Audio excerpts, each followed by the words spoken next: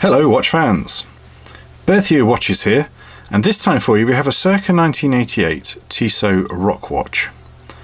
Now what struck us about this one and why we wanted to add it to our website is condition. Not only is the granite completely unchipped, when we say granite, this is carved from a piece of a Swiss mountain.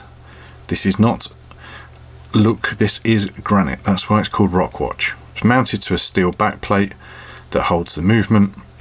But look, this is the Tissot strap, this is the Tissot buckle, all in almost unworn condition.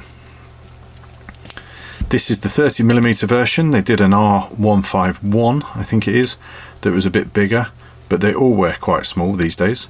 But it was the fashion at the time, and Tissot sold loads and loads of these. They really were the thing to have. And if you're in a film company and want something that somebody could afford, the general public could afford in the late 80s, this is probably one of the most iconic watches you could find that says that period.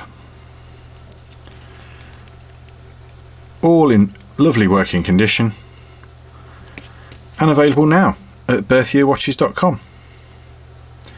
It will be hard to find a better one. Thanks for watching.